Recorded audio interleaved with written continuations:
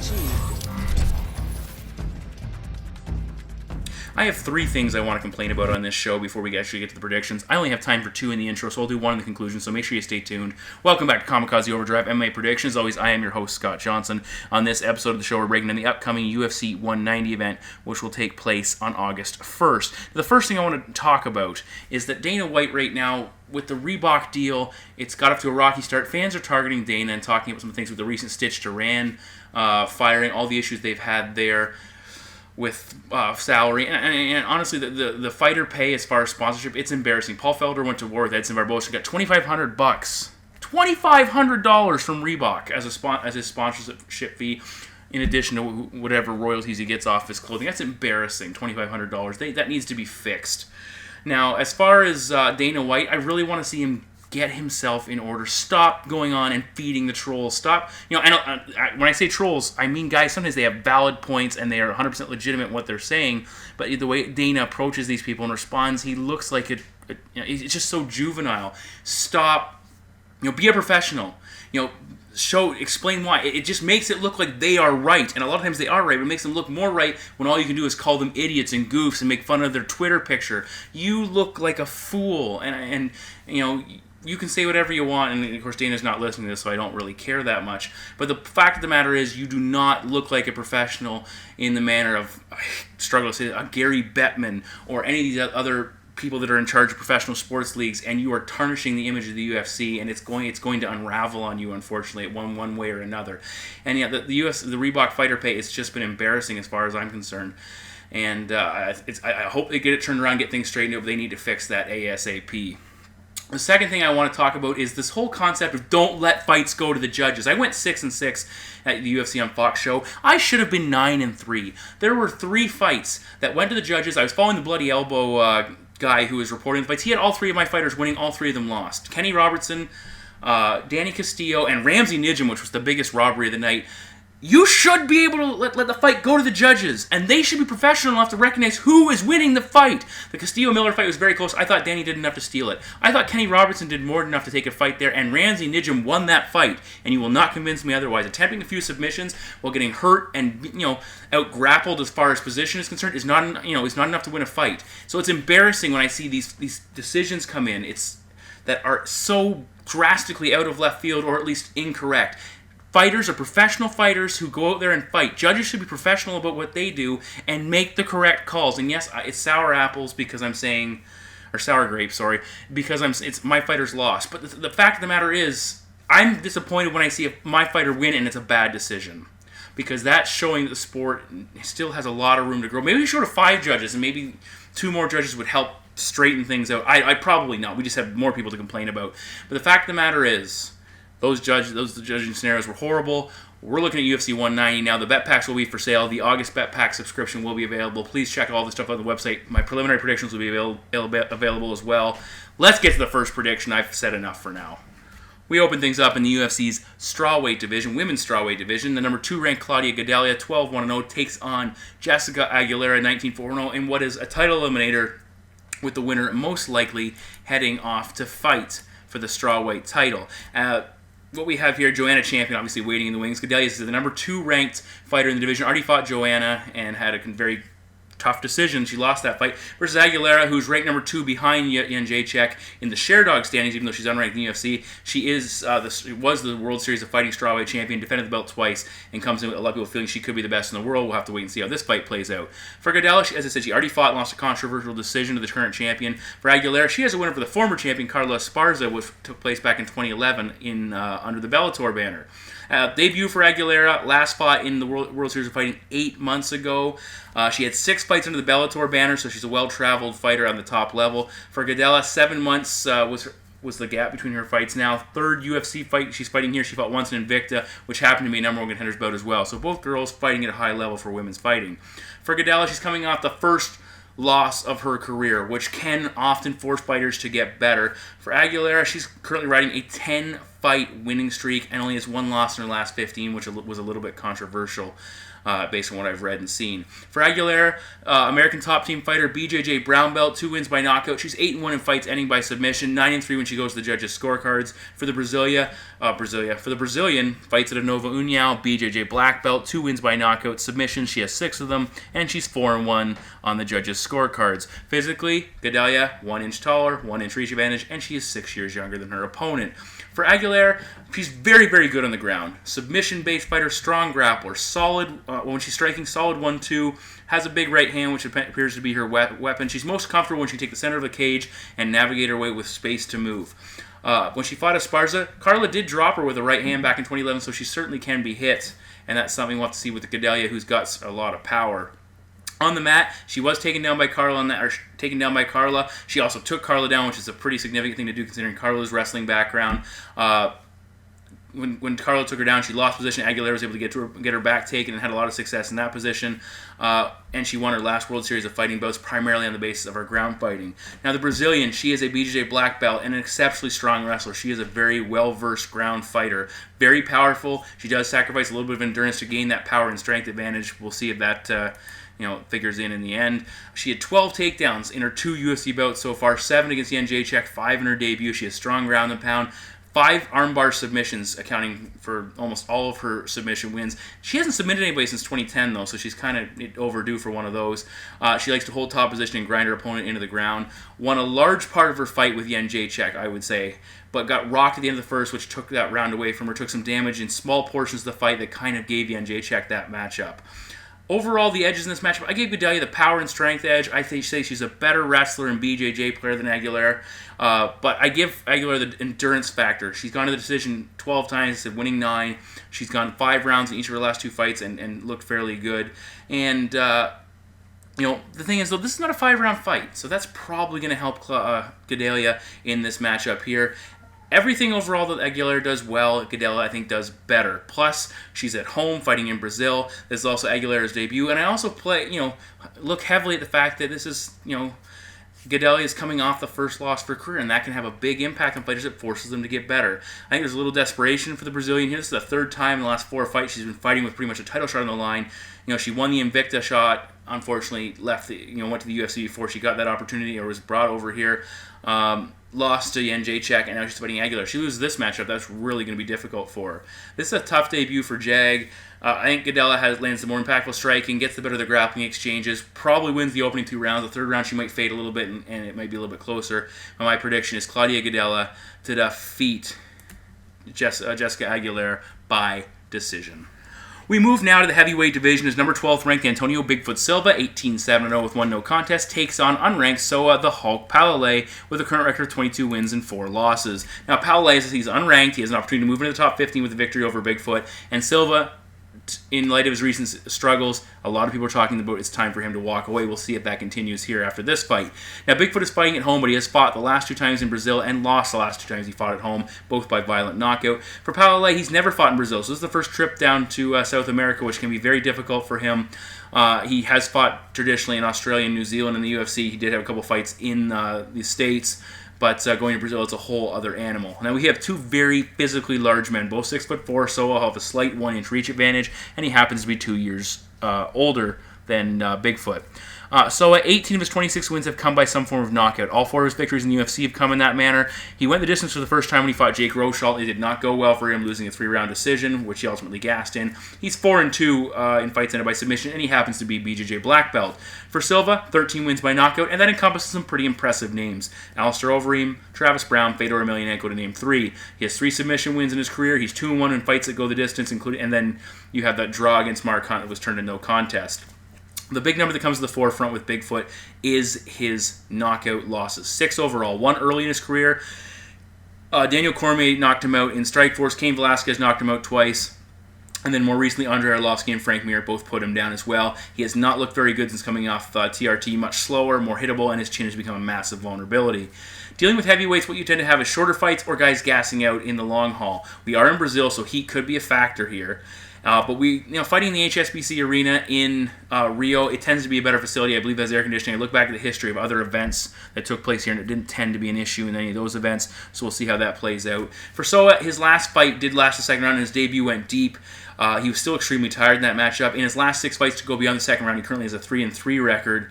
For Bigfoot, 4-0 in his last 4 fights to go beyond the second round. So certainly he's capable of fighting. I give him a slight edge in cardio. With Soa, he throws a lot of singles, focuses on bull rushing his opponent into the cage, dragging him to the ground, either through a single leg and turning the corner or a double leg. He averages 2.17 takedowns at 50% and very frequently only needs 1 opportunity. Can he take Bigfoot down? 65% takedown defense. We did see Mark Hunt take him down twice. Overeem took him down once. Kane took him down once. Hunt's takedowns did come later in that fight when exhaustion played a part, but I think Soa has the ability to put him on the ground. Now, Silva's very dangerous if he gets in top position, and I could see him getting there if this fight goes in rounds 2 and 3, and Soa gasses out. We saw what Bigfoot Silva did against Fedor on top, and it says Soa gets tired like Rochelle did to him, ground him out, he will be in trouble. But what this comes down to, I think, is Silva's chin against Soa's cardio. Soa can still win after the first round. It definitely is not easy for him. But I don't think Bigfoot Silva can take a flush punch anymore. I think if he gets cracked once, he's going to be in some serious trouble. Silva has had trouble with faster opponents like Arlovsky, Kane, and Mir, and that's not Soa's style, but I think he's going to be the faster man here. Bigfoot lacks the foot speed that'll make him easier for Palelei to get in and close the distance and take him down. From top position or exchanging, I think if Bigfoot gets hit with one big shot, he will be in some serious trouble. And my prediction is Soa Palelei to defeat Bigfoot Silva by knockout. We stay in the UFC's heavyweight division as the number 15th ranked Stefan Skyscraper Struve, 29-7-0, battles Minotauro Nogueira, the Pride and Brazilian legend, with a current record of 34 wins, 9 losses, 1 draw, and 1 no contest. Now, Struve, this is his second fight since a 21-month layoff due to a heart condition and some issues there. He's coming in of a 7-month layoff here, so we should expect to see him a little bit better than we saw him in his last matchup. For Nogueira, he's been out of action for 15 months, following the 3rd knockout loss of his career, so he took some time away as well.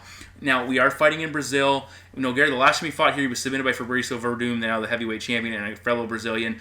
But prior to that, when he fought foreigners coming in, he submitted Dave Herman, and he knocked out Brendan Schaub. So certainly he seems to, do better fighting at home. We'll see if that's the case here. Physically, Struve, he's a 7-footer. He'll have an 8-inch height advantage, a 7-inch reach advantage, and he's going to be heavier than we've seen him in the last. He made a Twitter post saying he's already at 273 pounds and he should have no issue cutting down to the 265, but he's certainly bigger than he is before. He says he's added up to 20 pounds to his overall weight, and he's 12 years younger than Nogueira too, which is a massive age gap. For Nogueira, 45, he has the fight experience advantage. 45 total fights to 32 for Struve. But that also means a lot more road wear. We've seen Struve take his fair share of damage, but Nogueira's been through some absolute wars.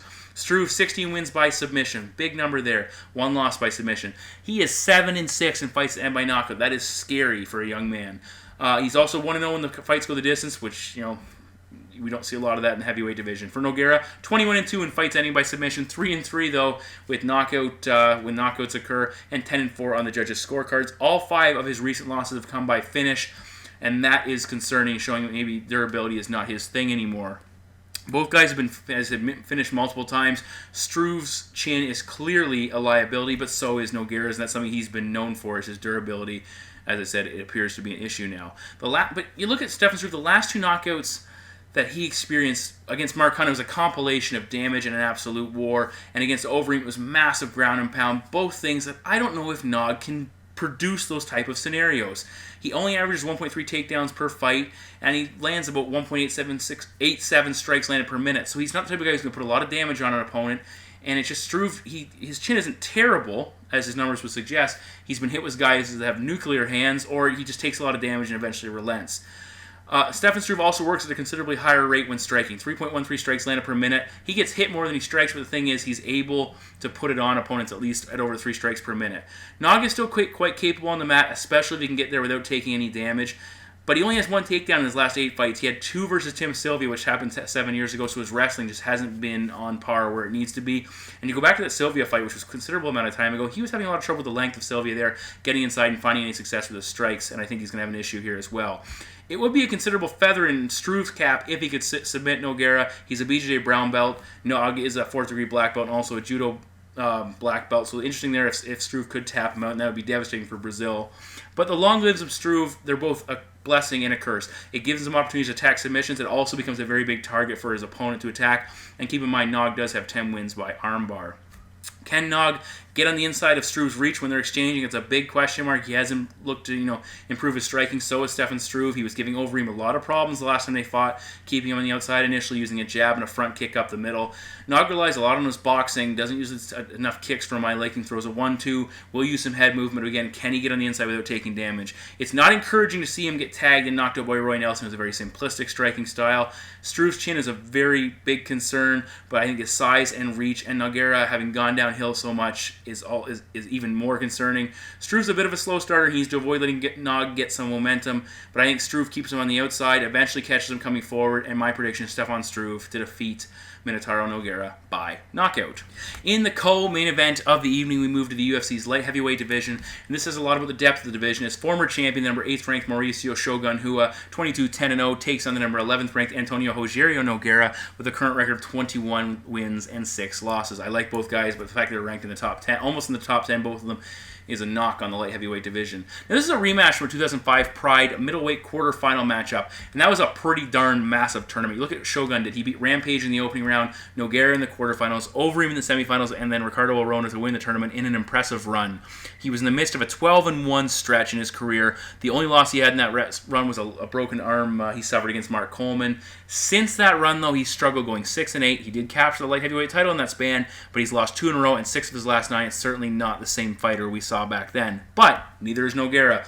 Rogerio Nogueira, in that stretch, he had won 8 in a row before losing to Shogun in that matchup. He defeated Dan Henderson in the opening round of that tournament, which was pretty darn impressive. After the matchup, though, he was still going pretty good. Won 8 of 9 after the loss. He's gone 4-3 in the UFC. He only has 2 wins in his last 5 matchups, but he's faced elite guys, Phil Davis, Ryan Bader, and Anthony Rumble Johnson, and he beat Rashad Evans in a very pedestrian and odd effort from Evans.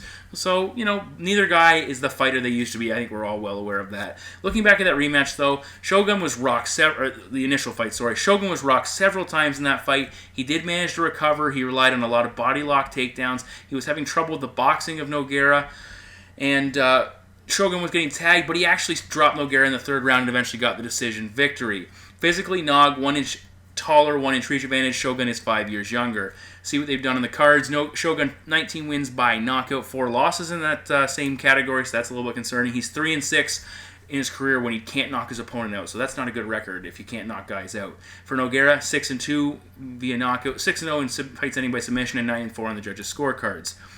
With Nogueira, he's been knocked out twice. Sokaju got him back in Strikeforce, and Anthony Rumble Johnson knocked him out in the UFC in his last fight, which just basically says you're human and are vulnerable. Not really vulnerable. Rumble Johnson's a monster. For Shogun, the battle damage has been showing. Back-to-back TKO losses submitted by Chael Sonnen. Jones took him out a little while back with the title on the line, so certainly battle damage is piling up for him. Nogueira's been out of action for 13 months. He returned last time with more than a year layoff. Shogun's been gone for 9 months coming into this. Ultimately, what we have here is Nogueira's boxing against Shogun's Muay Thai. And Shogun's Muay Thai is traditionally highlighted by his kicking game, but again, it comes down to how are his knees, are the injuries piling up, will it prevent him from throwing the kicks like we've seen in the past when he beat Lyoto Machida, or we thought he beat Lyoto Machida for the title initially. Nogueira's boxing seems a little bit more calculated. He's a little bit better defensively than Shogun, who likes to brawl, which opens him up. But I think Nogueira's 39 years of age now. How much does he has left? He looked a little stiff against Rumble before the knockout. He looks like he's slowed down tremendously. He's probably lost a step or 2. Additionally, that violent knockout against Rumble Johnson, what will that do to him coming into this matchup? But I think, as much as the striking will play a role, the big X factor could be Shogun's wrestling. We have seen him put up big wrestling numbers. He took down Brandon Vera 4 times, took Dan Henderson down 5 times in their initial meeting, and he landed 7 takedowns against Nogueira when they fought initially. And it was, it was a war, and he had an effective game plan. I think he'll utilize something similar here. It is difficult to determine who will show up in the best physical condition, and ultimately that could decide this fight, who's in a better place right now. Shogun is 5 years younger, and he has absolutely been more active of late, fighting 6 times since 2011 compared to just twice for Nogueira, and Nog coming in off a big layoff as well. Nog looked done for my money against Rumble Johnson before even getting hit. Shogun looked decent against Dan Henderson before he got KO'd in kind of a disappointing fashion. I think Shogun lands some kicks, gets the better of the exchanges, and lands a lot of takedowns with some top control time. And my prediction is Mauricio Shogun Hua to defeat Antonio Rogerio Nogueira. I'm going to take Shogun by decision in a little bit of a disappointing matchup. We move now to the main event of the evening. It takes place in the women's bantamweight division. It's the champion, Rowdy Ronda Rousey, undefeated at 11-0, takes on fellow undefeated fighter, the number 7th ranked Bethe Pitbull Correia, with a current record of 9 wins and no losses. Now, there are two big factors I look at initially when we're breaking down this fight.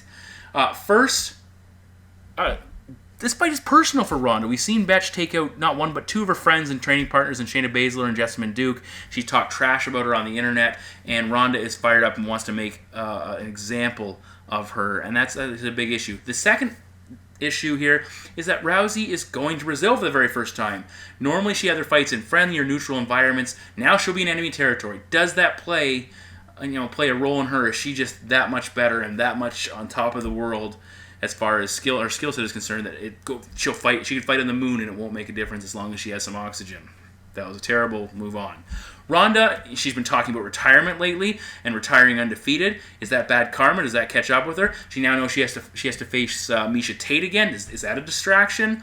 The movies, celebrity status, all those things. Could it be leading to a downfall at some point where she gets caught in a fight we don't expect her to lose? Correia, she deserves credit.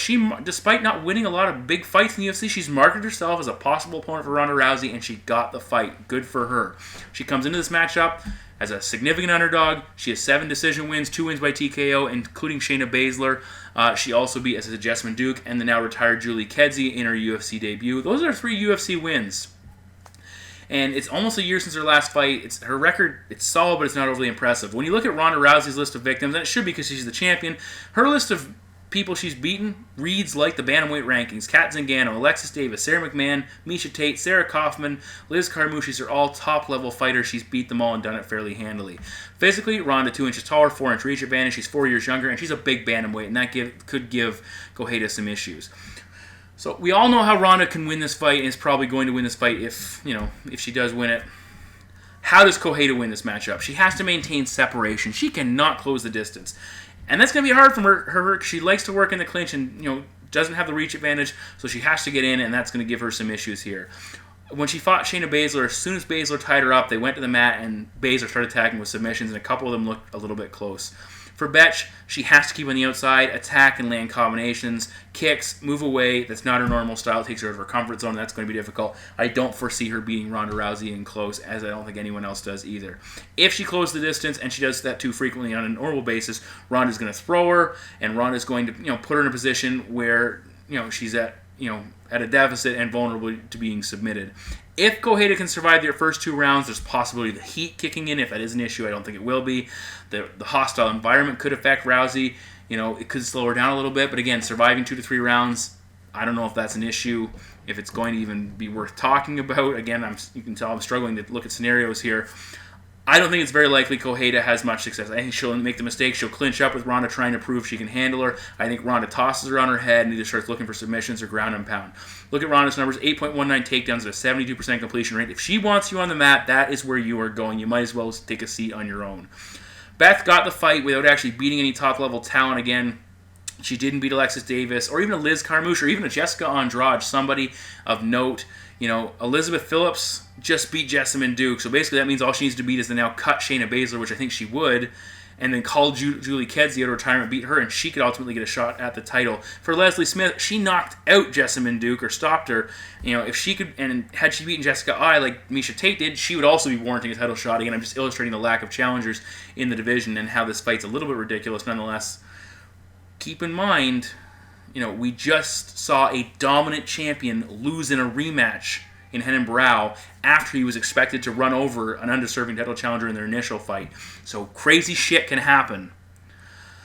Maybe Ronda looks to showcase her striking in this matchup. Maybe she wants this fight done ASAP. Either way, I think Ronda wins it. So my prediction is Ronda Rousey to defeat Bethe Correia. We'll go by her signature armbar. So those are my 5 main card predictions for the UFC 190 event. All of my preliminary breakdowns will be at kamikazeoverdrive.net.